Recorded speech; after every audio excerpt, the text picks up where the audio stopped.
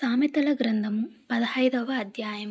మృదువైన మాట క్రోధమును చల్లార్చును, నొప్పించు మాట కోపమును రేపును. జ్ఞానుల నాలుక మనోహరమైన జ్ఞానాంశములు పలుకును, బుద్ధిహీనుల నోరు మూఢవాక్యములు కుమ్మరించును. యెహోవా కన్నులు ప్రతి స్థలము మీద నుండును, చెడ్డవారిని మంచివారిని అవి చూచుచుండును. సాత్వికమైన నాలుక జీవవృక్షము, దానిలో కుటిలత ఉండిన ఎడల ఆత్మకు భంగము కలుగును. మూఢుడు తన తండ్రి చేయు శిక్షను తిరస్కరించును, గద్దింపునకు లోబడువాడు బుద్ధిమంతుడగును. నీతిమంతుని ఇల్లు గొప్ప ధననిధి, భక్తిహీనునికి కలుగు వచ్చుబడి శ్రమకు కారణము.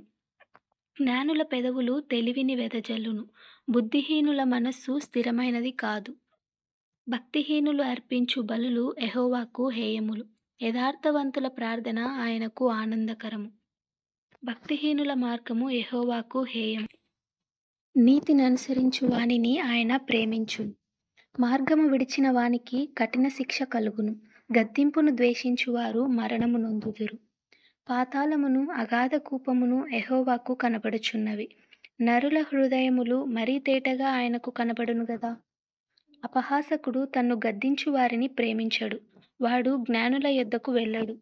సంతోష హృదయము ముఖమునకు తేటనిచ్చును, మనోదుఃఖము వలన ఆత్మ నలిగిపోవును. బుద్ధిమంతుని మనస్సు జ్ఞానము వెతుకును, బుద్ధిహీనులు మూఢత్వము భుజించెదరు.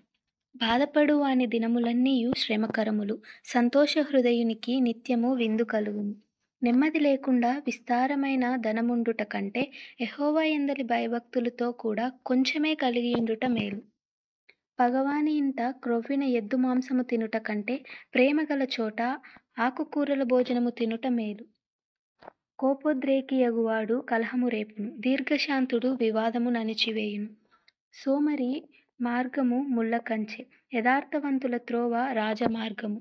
జ్ఞానము గల కుమారుడు తండ్రిని సంతోషపెట్టును, బుద్ధిహీనుడు తన తల్లిని తిరస్కరించును. బుద్ధి లేని వానికి మూఢత సంతోషకరము, వివేకము గలవాడు చక్కగా ప్రవర్తించును. ఆలోచన చెప్పువారు లేని చోట ఉద్దేశములు వ్యర్థమగును, ఆలోచన చెప్పువారు బహుమంది ఉన్న ఎడల ఉద్దేశములు దృఢపడును. సరిగా ప్రత్యుత్తరమిచ్చిన వానికి దాని వలన సంతోషము పుట్టును. సమయోచితమైన మాట ఎంత మనోహరము. కిందనున్న పాతాళమును తప్పించుకొనవలెనని బుద్ధిమంతుడు పరమునకు పోవు జీవమార్గమున నడుచుకొనును. గర్విష్ఠుల ఇల్లు యెహోవా పెరికివేయును, విధవరాలి పొలిమేరను ఆయన స్థాపించును. దురాలోచనలు యెహోవాకు హేయములు, దయగల మాటలు ఆయన దృష్టికి పవిత్రములు. లోబి తన ఇంటి వారిని బాధపెట్టును, లంచము నసహించుకొనువాడు బ్రతుకును. నీతిమంతుని మనస్సు యుక్తమైన ప్రత్యుత్తరమిచ్చుటకు యత్నించును, భక్తిహీనుల నోరు చెడ్డ మాటలు కుమ్మరించును. భక్తిహీనులకు యెహోవా దూరస్థుడు, నీతిమంతుల ప్రార్థన ఆయన అంగీకరించును. కన్నుల ప్రకాశము చూచుట హృదయమునకు సంతోషకరము, మంచి సమాచారము ఎముకలకు పుష్టినిచ్చును. జీవార్థమైన ఉపదేశమును అంగీకరించు వారికి జ్ఞానుల సహవాసము లభించును. శిక్ష నొందనొల్లని వాడు తన ప్రాణమును తృణీకరించును, గద్దింపును వినువాడు వివేకియగును. యెహోవా యందు భయభక్తులు కలిగియుండుట జ్ఞానాంశమునకు సాధనము, ఘనతకు ముందు వినయముండును.